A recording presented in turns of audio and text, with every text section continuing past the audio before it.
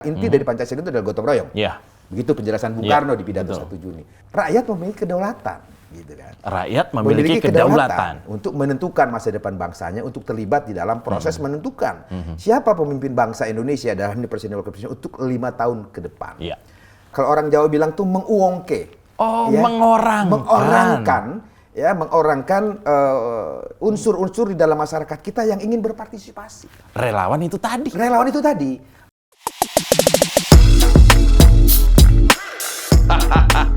Buat apa basa-basi? Sekarang saatnya to the point bersama saya, Mas Jopray di Youth TV. Relawan diatur. Mungkin nggak nih? Ada relawan kok diatur? Mereka tuh jadi relawan kan pengen bebas. Mungkin nggak relawan diatur? Bener nggak sih kayak gitu? Pertanyaan Mas Jo ini To the point. mirip betul dengan judul apa podcast ini, To the Point. To the point.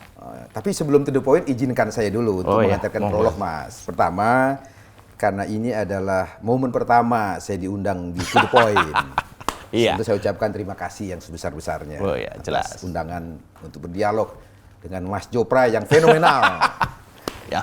Yang kedua, karena ini masih suasana Idul Fitri. Iya. Minal aidin wal saya faizin. kepada seluruh kru To the Point dan juga para pemirsa setia Youth TV. yang jumlahnya jutaan dari Youth TV. Youth TV ini untuk mengucapkan minal aidin wal faizin. Mohon maaf lahir dan batin. Baik kapasitas saya pribadi, Wakil Ketua MPR, anggota DPR, terutama sebagai salah seorang pengurus DPP PDI Perjuangan. Luar biasa ini. Yang kedua, relawan diatur, gitu ya. Iya. Pertanyaannya. Ini yang di luar berkembang begitu. Ada kekhawatiran, Iya. bahkan kecurigaan, begitu ya. Curiga. Nah, saya kira untuk menjawab itu, karena ini forum yang sangat baik, Mas Jo, untuk kalau bahasa masih suasana Lebaran nih, tabayun, ya, klarifikasi. Pertama saya mulai dari yang filosofi dulu, Mas. Nah ini nih. Itulah kalau Wakil Ketua MPR bidang selalu ada itu. Sosialisasi 4 pilar berbangsa harus diawali dengan falsafah bangsa dulu, ideologi bangsa, konstitusi. Ya. Pertama kita menyepakati bahwa dasar demokrasi di Indonesia itu adalah sumbernya nilai-nilai Pancasila. Terutama nilai Pancasila yang terkandung dalam sila keempat. Ya. Demokrasi kerakyatan, ya. Kerakyatan yang dipimpin oleh hikmat kebijaksanaan perwakilan, ya. Itu dulu nih rujukan kita. Ya. Pancasila kita letakkan sebagai norma dasar yang menjadi sumber pembentukan norma-norma hukum di bawahnya. Sumber dari sumber itu tadi ya. Pancasila juga menjadi way of life, ya, menjadi cara pandangan dan cara hidup bangsa Indonesia.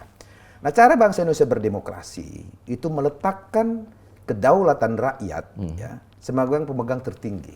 Ya, itu bunyi di dalam konstitusi kita. Jelas itu. Ya, jelas. Jadi meskipun pemilu presiden oleh pasal 6A ayat 2 Undang-Undang Dasar NRI 1945 dikatakan bahwa calon presiden, calon wakil presiden hanya dapat diusung oleh partai politik atau gabungan partai politik sebelum pemilihan umum dimulai, yang artinya peserta pemilu presiden itu adalah partai politik. Betul, itu sudah jelas ya. Jadi yang mengikuti pilpres itu partai politik. Tetapi jangan lupa, rakyat memiliki kedaulatan, gitu kan. Rakyat memiliki kedaulatan untuk menentukan masa depan bangsanya, untuk terlibat di dalam proses menentukan siapa pemimpin bangsa Indonesia dalam presiden wakil presiden untuk 5 tahun ke depan. Maka atas dasar filosofi itu dan dasar konstitusi itu, PDI Perjuangan dengan genetiknya sebagai partai terbuka, gotong royong, ya, dan senantiasa ingin bekerja sama dengan siapapun sepanjang punya visi ideologi yang sama, platform perjuangan, tujuan bangsa yang sama, maka dia berpotensi untuk menjalin kerjasama. Ya, jadi selain kerjasama dengan partai-partai politik yang meskipun secara teoritis pada Pilpres 2014 ini PDI Perjuangan diberkati oleh Tuhan kepercayaan rakyat sehingga mendapatkan lebih dari 20%. Artinya bisa mengusung sendiri sebenarnya. Boleh mengusung sendiri. Boleh mengusung sendiri. Ya, kita punya tiket untuk itu. Dan apalagi kalau juga dibandingkan dengan hasil survei yang alhamdulillah puji Tuhan PDI Perjuangan jika dilakukan pemilu hari ini kita adalah pemenangnya. Juga capres Pak Ganjar di antara kandidat-kandidat yang lain surveinya selalu tertinggi. Kita sangat memenuhi syarat untuk maju sendiri. Tapi karena genetik politik PDI Perjuangan adalah partai yang senantiasa ingin menjalankan Pancasila dalam praksis kehidupan berbangsa dan bernegara. Inti dari Pancasila itu adalah gotong royong. Begitu penjelasan Bung Karno di pidato 1 Juni. Maka sejak pemilu 2000, Pilpres 2004, Pilpres 2009, Pilpres 2014, 2019 selalu bekerja sama dengan partai-partai politik lain. Ya, dan kemarin sudah dibuktikan dengan Ibu Mega menerima kunjungan silaturahmi Partai Persatuan Pembangunan untuk menyatakan dukungannya dan bekerja sama politik, bukan berkoalisi. Dan Ibu Mega menyampaikan menerima dengan tangan terbuka kerjasama politik itu. Nah, itu dengan partai politik. Tapi bagaimana dengan pemegang kedaulatan rakyat? Publik pemegang kedaulatan. Nah, bicara hak kedaulatan rakyat dalam mengekspresikan partisipasi politiknya di pemilu presiden, suka atau tidak suka, Mas Jopray, diakui atau tidak diakui, fenomena relawan Pilpres itu telah muncul sejak pemilu 2014 yang lalu, ya ketika awal Pak Jokowi tampil. Dan suka atau tidak suka, diakui atau tidak diakui, relawan-relawan ini memegang peranan yang cukup penting untuk mendorong sebuah atau sepasang kandidat capres dan cawapres untuk memenangi kontestasi itu. Pak Jokowi adalah contoh konkret, ya, sebuah kolaborasi kerja politik relawan dan kerja politik mesin partai mengantarkan beliau 2 periode. Gitu. Nah, atas dasar realitas kontemporer itulah, maka ketika Ibu Mega mengumumkan pencapresan Pak Ganjar pada hari Kartini, ya, Hari Emansipasi Perempuan Indonesia, tanggal 21 April yang lalu, dengan perintah harian, segera seluruh 3 pilar partai melakukan kerja politik, turun ke bawah, menyapa rakyat, berkoordinasi dengan rakyat. Perintah harian Ibu Ketua Umum itulah yang kemudian diejawantahkan atau dijabarkan oleh DPP partai dengan membentuk apa yang kemudian sekarang dikenal dengan Tim Koordinasi Relawan Pilpres 2024. Tim Koordinasi pada hari Kamis yang lalu diresmikan oleh Sekjen DPP PDI Perjuangan, Dr. Hasto Kristianto, sebuah keputusan DPP yang ditandatangani oleh Mbak Puan Maharani sebagai Ketua DPP Bidang Politik dan Keamanan. Kemudian ditandatangani oleh Mas Hasto selaku Sekjen DPP PDI Perjuangan yang tembusannya disampaikan kepada Mas Prananda Prabowo selaku Kepala Situation Room. Dan itu kemudian menjadi afirmasi bahwa PDI Perjuangan betul-betul membuka diri, ya, membuka diri untuk bekerja sama dengan elemen-elemen civil society yang betul-betul punya niat, punya nawaitu, punya keinginan untuk mengantarkan Pak Ganjar sebagai Presiden Republik Indonesia ke-8. Dengan kata lain, kira-kira begini, Mas Jopray. Peserta pemilu presiden ini partai politik, tetapi rakyat pemegang kedaulatan. Nah, jadi semacam kita memberikan apa? Kalau orang Jawa bilang tuh menguongke, mengorangkan unsur-unsur di dalam masyarakat kita yang ingin berpartisipasi. Relawan itu tadi. Mengapa? Karena ternyata Mas Jo, setelah Ibu mengumumkan Pak Ganjar Capres 21 April yang lalu, itu datang berbagai elemen-elemen masyarakat, kelompok-kelompok masyarakat, baik yang datang ke kantor partai di DPP, baik di Lenteng Agung, sekolah partai, ke DPP di Ponorogo, maupun kantor partai di daerah, maupun yang datang ke perorangan anggota DPR di dapilnya masing-masing. Pak, saya ingin membentuk relawan mendukung Pak Ganjar. Saya sudah membentuk organisasi Indo dan sebagainya. Jadi terutama organisasi-organisasi relawan yang baru ya Mas Jo, yang terbentuk pasca pengumuman Pak Ganjar sebagai calon presiden. Gitu. Nah, melihat fenomena antusiasme dan aspirasi masyarakat yang begitu besar itulah, maka kemudian DPP memfasilitasi untuk membentuk satu semacam DES DES semacam task force untuk merespon antusiasme, semangat masyarakat yang berkembang, semacam satgas lah kira-kira. Ini satu DES khusus yang sifatnya untuk merespon agar masyarakat yang bertanya kemana harus kamu berkoordinasi dan sebagainya, itu ada tempat untuk menyalurkan koordinasinya.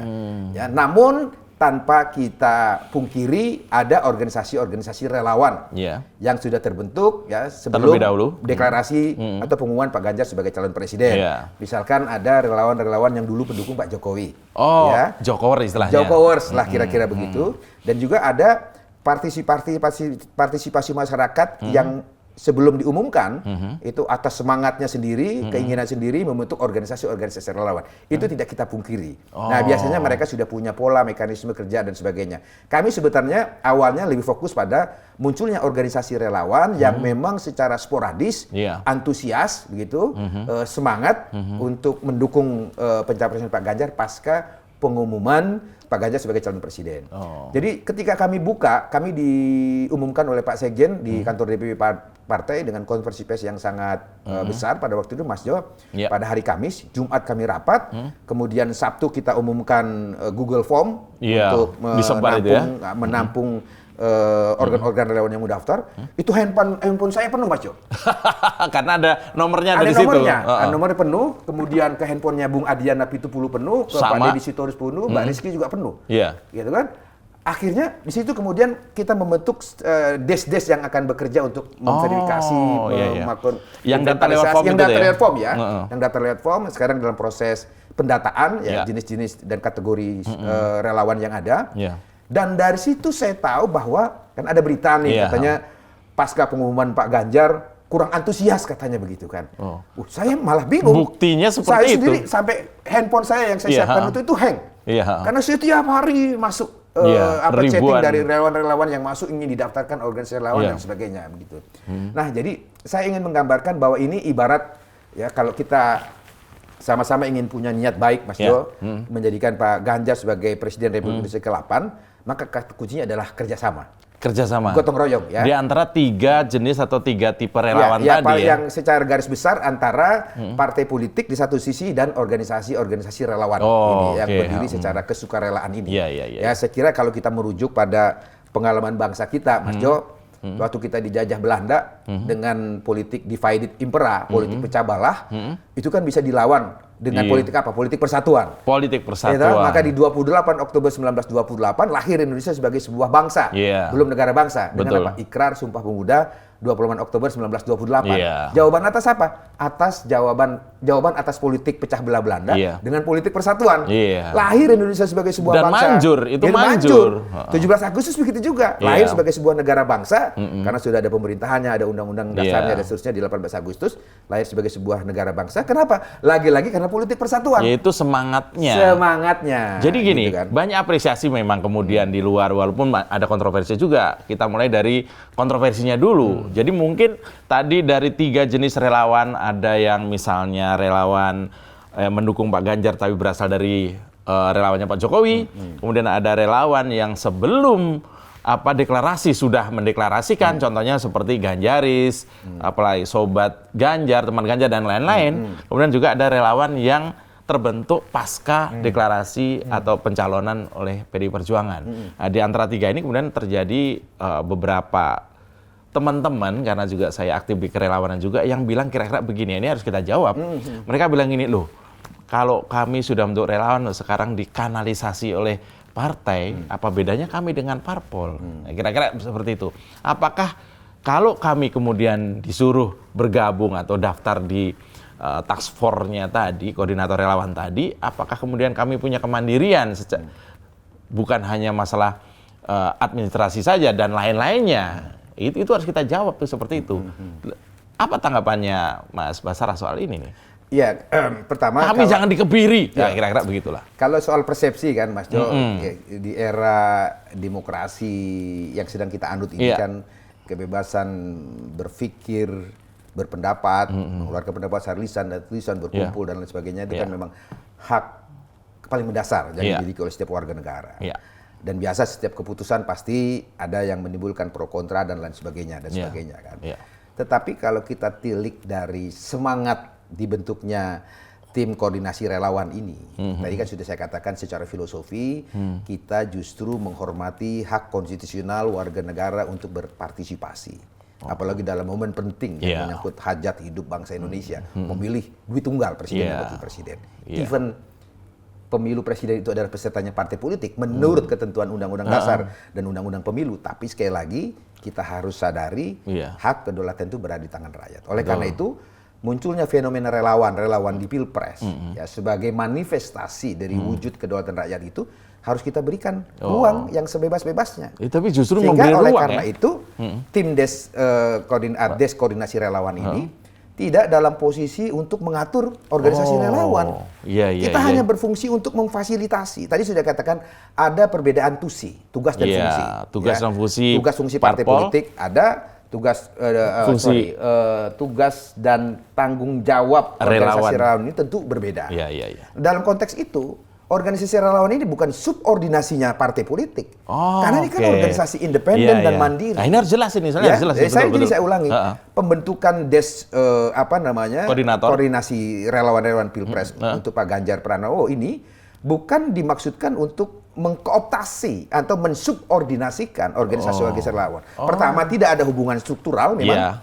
Ya, kalau hubungan struktural PDI Perjuangan kan instansi tertinggi ketua umum. Di bawahnya DPP, di bawahnya DPD sampai ke anak ranting. Itu hierarkis struktural. Relawan tidak ada di dalam struktur itu. Sehingga posisinya itu sebagai mitra. Ya, mitra demokrasi di dalam mensukseskan Pilpres, dalam ini mendukung Pak Ganjar sebagai calon presiden. Jadi kemandirian organisasi relawan, independensi, kreativitas, inovasi itu tetap dijamin sepenuhnya. Hanya saja kita ingin memfasilitasi. Karena begini Mas Jo, pengalaman Pilpres di 2024 dan pemilu Pilpres 2014 dan 2019 kan sudah ada organisasi relawan, juga ada organisasi partai politik, gabungan partai politik membentuk tim kampanye nasional dan sebagainya. Di dalam tim kampanye nasional di era Pak Jokowi 2014 dan 2019 juga ada direktorat relawan. Yang memang mengurus kerjasama dengan relawan. Jadi bukan hal baru sebenarnya gitu kan. Nah, dalam prakteknya ketika tidak ada sinergitas antara gerakan relawan dan gerakan tim kampanye nasional yang di dalamnya diisi partai-partai politik dan juga ada unsur dari organisasi relawan, itu ternyata satu contoh misalkan di satu provinsi, Mas. Jadi setelah kami mapping organisasi relawan yang mendaftar, itu ada beberapa kategori. Kategori pertama adalah kategori organisasi relawan yang teritorialnya itu nasional. Jadi ada pimpinan pusat, dia juga punya pimpinan-pimpinan di daerah, bahkan sampai ke kabupaten kota. Tapi ada juga yang skupnya cuma di provinsi. Ada juga skupnya yang di kabupaten atau kota. Lebih lokal bahkan ada di satu kecamatan, tapi dia menggarap isu strategis. Ya ini dari mapping sementara. Juga ada organisasi relawan yang menggarap segmentasi pemilih. Mas Jo, milenial. Ada segmentasi target pemilih milenial, pemilih kaum buruh, tani, nelayan, kaum emak-emak, dan lain sebagainya. Dia menggarap per isu, per segmentasi. Ada juga yang menggarap per isu, Mas Jo. Menggarap isu HAM, isu gender, kemudian isu sosial budaya dan lainnya. Nah, kalau di antara organisasi relawan yang misalnya satu segmen garapan misalnya, pemilih pemula milenial, tapi mereka tidak punya mapping di satu provinsi, di kabupaten kota mana sebenarnya suara capres yang didukung itu masih lemah. Akhirnya tanpa peta jalan yang kita support dari data hasil survei yang kita kumpulkan, relawan itu numpuk di satu kabupaten kota, Mas Jo. Mubazir dong. Akhirnya mubazir kan. Energi mereka harusnya bisa disebar dengan data yang kita bisa support dari tim kampanye nasional ini, karena tidak ada sinergitas dari dari tim kampanye nasional yang berisi partai-partai politik yang pasti setiap 2 bulan atau 3 bulan kita melakukan survei untuk melihat peta lapangan, akhirnya berjalan tumpang tindih, Mas Jo. Yang harusnya di satu kecamatan atau satu kabupaten yang masih lemah, katakanlah nanti pemilih Pak Ganjar, yang itu bisa disupport, didukung oleh satu organisasi relawan tertentu, tapi karena nggak ada data, gitu mereka numpuk di satu tempat. Itu satu contoh case, gitu kan. Nah juga misalnya kalau organisasi relawan ini ingin mengundang juru kampanye misalnya, mengundang capres atau cawapres, kan koordinasinya harus ke tim kampanye nasional. Gitu. Nah yang paling penting juga nanti, Mas Jo, saya sudah koordinasi dengan ketua KPU gitu, bahwa relawan ini harus didaftarkan secara resmi gitu. Yang mendaftarkan adalah tim kampanye nasional. Begitu. Jadi memang tidak bisa dipisahkan antara gerakan relawan di satu sisi dan tim kampanye nasional di satu sisi yang lain gitu. Ini perlu diperjelas. Jadi nanti itu organ-organ relawan itu akan didaftarkan ke KPU. Iya, jadi kan nanti gini. Tim koordinasi relawan yang saya pimpin, yang kami pimpin berempat ini, sifatnya kan temporary. Sampai TKN terbentuk. Ketika nanti TKN dibentuk, tim kampanye nasional, whatever nanti nama yang akan disepakati oleh partai-partai yang mendukung Pak Ganjar dan juga Pak Ganjar sendiri, Ibu Mega tentu saja, Mas Prananda, Mbak Puan, nanti struktur relawan ini, pengorganisasian relawan atau koordinasi komunikasi wartawan, dia akan masuk sebagai salah satu struktur di tim kampanye nasional. Dulu ada namanya Direktorat Relawan, Mas, gitu kan. Iya. Nah, nanti pada saat mendaftarkan ini, maka tim kampanye nasional ini yang mendaftarkan. Gitu kan. Jadi ini kita semacam tim task force ini semacam membuka jalan untuk sinergitas lebih positif, lebih konstruktif hubungan antara organisasi-organisasi relawan yang ada, apakah itu nanti dari kategori Jokowers, relawan Jokowers yang kemudian bertransformasi mendukung Pak Ganjar, atau relawan Ganjaris lah, Ganjaris dalam pengertian yang terbentuk sebelum deklarasi Ibu Mega, ataupun yang secara spontanitas membentuk organisasi relawan pasca pengumuman Ibu Mega terhadap Pak Ganjar kemarin, yang artinya ini semua organisasi relawan Pak Ganjar ya menjadi satu dalam satu rampak barisan, kemudian bekerja sama dengan tim kampanye nasional. Sekali lagi dengan satu prinsip, menghormati kedaulatan masing-masing organ relawan. Dengan ciri dan karakteristik yang sangat khusus bahwa organisasi relawan ini adalah berasal dari prakarsa inisiatif masyarakat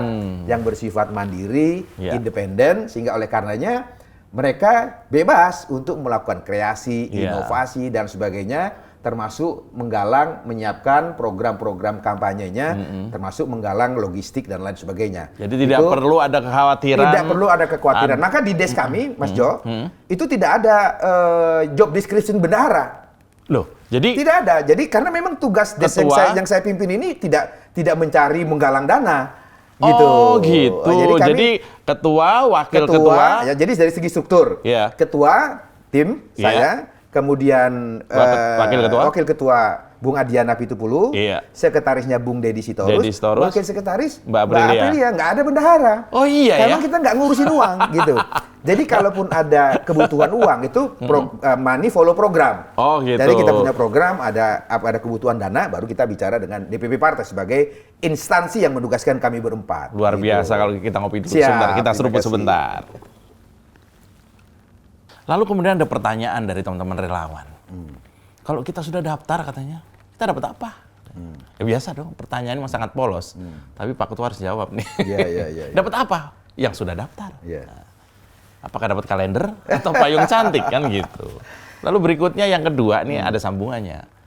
Setelah kita daftar, ada arahan khusus atau treatment atau bagaimana? Lalu teman-teman yang di pelosok-pelosok, ini daftarnya kan sekarang versi nasional dulu kan, yang ke bawah-bawah belum.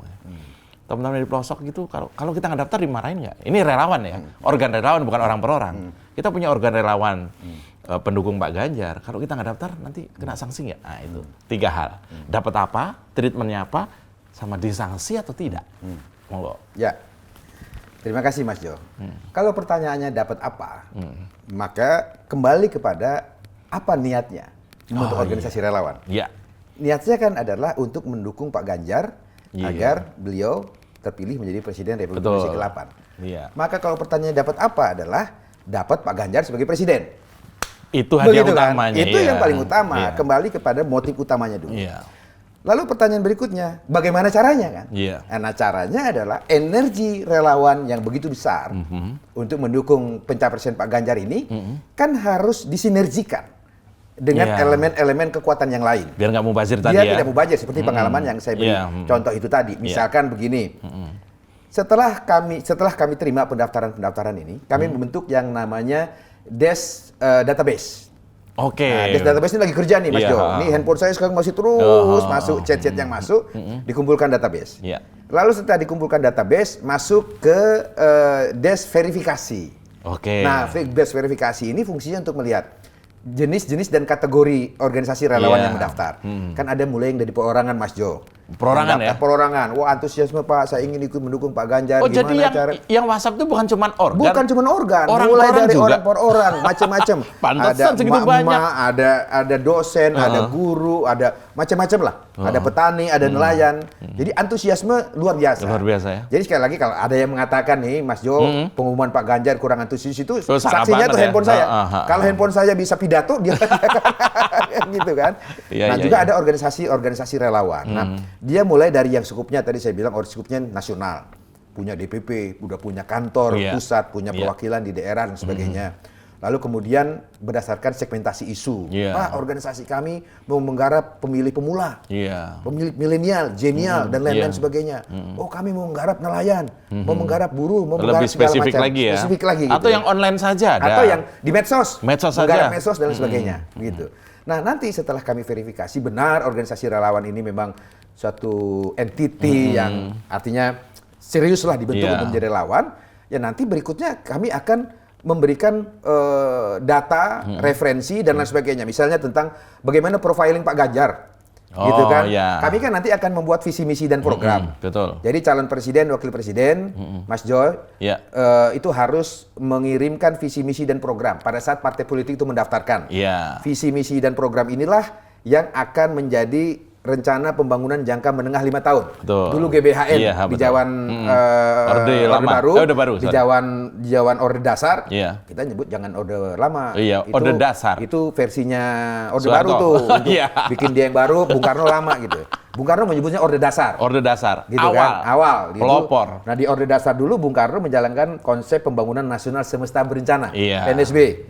Di zaman Pak Harto namanya GBHN. Nah, di era reformasi dihapus itu semua. Betul. Kembali kemana? Kembali ke visi misi dan program Capres dan Cawapres. Itu jadi penting. Kalau mereka terpilih, dia jadi GBHN 5 tahun. Rencana pembangunan jangka menengah 5 tahun. Nah, RPJMN ini yang awalnya visi misi dan program yang akan menjadi bahan kampanye. Bagi Pak Ganjar dan cawapresnya nanti. Itu yang akan di-share ke relawan ini kan harus mengkampanyekan ke rakyat.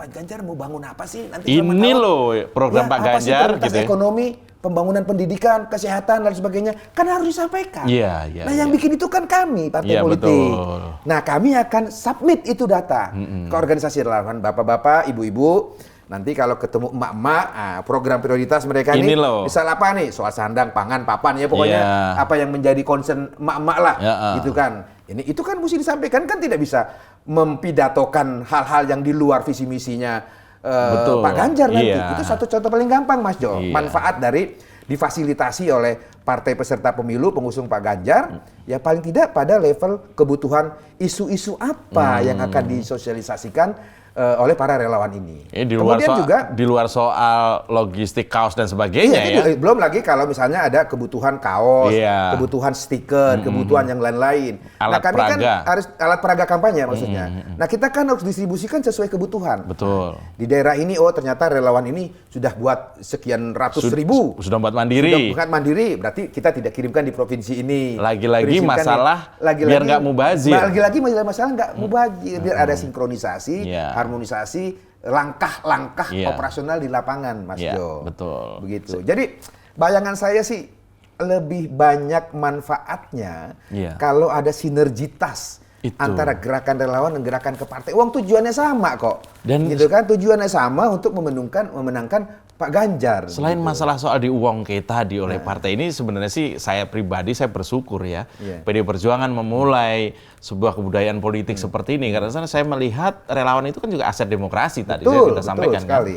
Dan kemudian dengan speed yang luar biasa sekian hari setelah pencapresan Pak Ganjar lalu dibuka DEX koordinasi relawan ini adalah upaya, saya pikir upaya PD Perjuangan lewat Bung Basara ini untuk menguangke tadi. Dan ini kemudian kita lihat juga relawan jadi lebih quote and quote lebih legal gitu Kita jadi beneran ada gitu loh sampai kemudian didata. Nah, kemudian kalau yang tidak bergabung dengan kerelawanan, banyak di luar itu mau ikut relawan tapi saya nggak nyaman ikut gitu, tapi saya pengen dukung nih, ikut-ikutan daftar. Nanti diapain tuh? Organisasi relawan ini pertama, Mas Jo, namanya juga sudah organisasi relawan. Tentu atas dasarnya kesukarelaan, gitu kan. Kesukarelaan ini kan yang menjadi ciri khas organisasi relawan. Kemudian syarat sebuah kerjasama itu kan harus ada satu prinsip mendasar. Apakah itu kesadaran? Betul itu penting tuh. Kerjasama harus dengan atas dasar kesadaran, bukan keterpaksaan. Jadi sifat kami mengkoordinasikan, mensinkronisasi, mengharmonisasi gerakan relawan dengan kepartaian itu dasarnya juga harus sukarela dan kesadaran, bukan keterpaksaan. Kalau mau silakan. Artinya kalau yang mau berjalan sendiri tanpa berkoordinasi dengan partai peserta pemilu, partai pengusung Pak Ganjar, monggo, tidak dilarang, apalagi dihambat. Gitu, apalagi ada kecurigaan, wah nanti kita mau menutup akses ke Pak Ganjar dan sebagainya macam. Tidak. Tidak ya. Tadi siang sebelum saya menghadap di to the point ini, saya ketemu dengan Mas Widadi.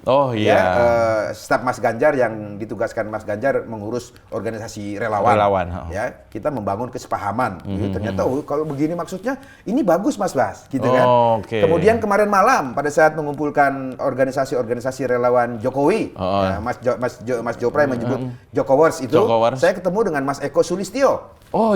Itu juga Bapak relawan juga. Bapak relawan juga gitu kan. Nah, rencananya kami bertiga akan bertemu nih untuk menyatukan persepsi, menyatukan langkah lapangan. Serius banget ya? Program serius, Mas. Karena serius banget ya? Bagi saya ini amanat dari Ibu Mega, Mas Nanan dan Mbak Puan dan juga DPP partai yang menurut saya harus diterjemahkan dan dijabarkan dengan sebaik-baiknya. Karena sekali lagi kata kunci dari kedaulatan rakyat itu adalah dengan melibatkan partisipasi rakyat untuk ikut serta dalam demokrasi rakyat mengusung Pilpres ini. Bu Mega mengajarkan tertawa dan menangislah bersama rakyat. Tepuklah pundak rakyat itu ya. Tepuklah pundak rakyat, salami tangan rakyat, ajak rakyat bicara dan lain sebagainya. Tim koordinasi relawan Ganjar Pranowo Pilpres ini, for Presiden ini adalah bagian dari cara kami menerjemahkan instruksi harian Ibu Megawati Soekarno Putri, segera turba, sapalah rakyat, tepuklah pundak rakyat, ajaklah rakyat bicara, dengarkanlah aspirasi rakyat. Jadi intinya tim koordinasi relawan Ganjar for Presiden ini adalah untuk partai menguongke, mengorangkan, memfasilitasi rakyat yang ingin berpartisipasi agar energi mereka untuk ikut mendukung Pak Ganjar benar-benar efektif dan berbuah pada kemenangan spektakuler Pak Ganjar sebagai Presiden Republik Indonesia ke-8, Mas Jo. Luar biasa. Ini sedikit lagi nih. Jadi gini, kalau misalnya kemudian ada relawan yang tidak terdata, tidak daftar dan tidak terdata, apakah nanti ketika dia melakukan aktivitas-aktivitas ikutan kampanye itu akan bermasalah? Ya, tentu aktivitas kampanye ada aturan hukum yang mengaturnya. Baik Undang-Undang Pemilu, peraturan KPU, peraturan Bawaslu, dan lain-lain sebagainya. Di sana ada rambu-rambu yang tidak boleh dilanggar oleh siapapun yang mengaku sebagai peserta pemilu, termasuk di dalamnya organisasi relawan. Nah tentu kalau ada organisasi-organisasi relawan yang tidak terdaftar di KPU RI sebagai bagian dari unsur tim pemenangan, tanggung jawabnya tidak ada di tim pemenangan itu. Tanggung jawabnya pada pihak-pihak yang bertanggung jawab mendirikan, mengurus, mengelola organisasi relawan itu. Ya paham ya. Jadi kita tahu kalau toh nggak daftar ya seperti itu kondisinya bisa jadi. Jadi menurut saya konsekuensi yang harus dipedomani lah kira-kira betul. Tapi kalau dia bagian dari tim kampanye nasional, ya tim kampanye nasional bertanggung jawab. Ada kok di daftar kami memang benar relawan. Kami daftarkan, dia bagian dari organisasi relawan kami ini. Luar biasa ya. Gitu. Tapi sekali lagi Mas Jo, kita tidak ingin melakukan pembatasan apalagi pengekangan. Sekali lagi kita harus hormati, kita hargai dan kita beri kesempatan kepada partisipasi publik, partisipasi masyarakat apapun ekspresi dukungan yang mau mereka berikan. Jadi kalau mereka mau jalan sendiri, mandiri, betul-betul independen, ya monggo saja. Ini kan bukti kecintaan PD Perjuangan terhadap grassroots grassroots dan juga publik yang mungkin punya selera sendiri, kreativitas sendiri, dan itu tentu dilindungi oleh undang-undang ya. Hanya saja mungkin ini adalah masalah biar rapi kita bareng-bareng, jadi tidak ada penyusup. Bisa jadi loh ya, tahun politik kan. Ya kira-kira seperti itu. Sedikit aja closing statement dari Om Bas ini, kira-kira apa yang harus dilakukan oleh relawan yang sudah terdata, yang akan mendata. Kira-kira 2-3 bulan ke depan ini mereka harus melakukan apa dengan pencapresan Pak Ganjar ini sekarang ini? Yang pertama tentu kita harus maknai bahwa pemilu presiden ini adalah agenda demokrasi bangsa. Oleh karena pemilu presiden, di dalamnya ada pemilu legislatif tentu ya. Di November ada pemilu kepala daerah. Tapi yang sangat-sangat ditunggu rakyat, karena ini menyangkut simbol duet tunggal pemimpin bangsa adalah Pilpres. Itu adalah demokrasi, agenda demokrasi bangsa. demokrasi bangsa Indonesia yang dijalankan setiap pilpres, pilkada maupun pileg akan menentukan kualitas peradaban bangsa kita. Jadi kalau kita dapat menjalankan prinsip-prinsip demokrasi dengan baik, maka kita akan dikenal sebagai bangsa di dunia yang punya peradaban tinggi.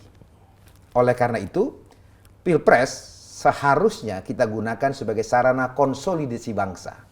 Bukan hanya sarana konsolidasi demokrasi, tapi konsolidasi bangsa secara keseluruhan. Bukan sebaliknya ya? Bukan sebaliknya. Polarisasi. Ya, maka yang harus kita maknai adalah kompetisi pilpres, bukan pertarungan pilpres. Karena ini rutinitas 5 tahun. Anda bisa bayangkan kalau setiap pileg, setiap pilkada dianggap pertempuran. Betapa seringnya kita berantem dan terjadi segregasi di tengah-tengah masyarakat kita.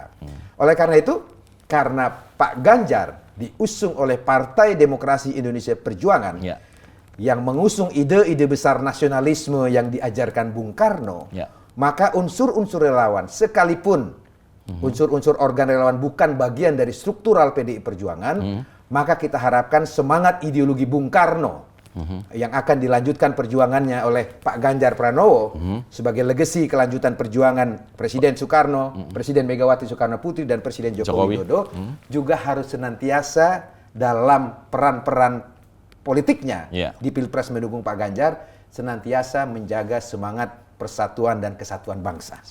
Kita hindari politik sara. Betul. Ya, kita hindari politik pecah belah dan lain sebagainya. Apalagi politik identitas itu apalagi tadi. Politik identitas. Ya, yang jelas Pancasila telah terbukti menyatukan bangsa Indonesia yang beragam-ragam sukunya, agamanya, etnisnya, bahasanya.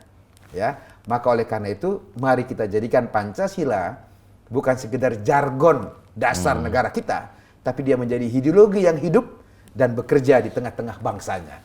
Salah satu uji coba menjadikan Pancasila ideologi yang bekerja dan hidup di tengah bangsanya adalah pada saat Pilpres nanti, cara kita berkampanye, narasi yang kita bangun, pendekatan kepada rakyat yang kita bangun harus mencerminkan demokrasi yang dipimpin oleh hikmat dan kebijaksanaan setiap pelaku demokrasi itu sendiri. Baik partai politik, pasangan calon presiden, juga para calon legislatif, dan di dalamnya adalah unsur masyarakat, baik yang tergabung dalam elemen organ-organ relawan, baik kelompok maupun perseorangan warga negara. Kita jaga semua persatuan dan kesatuan bangsa Indonesia itu, Mas Joprayo.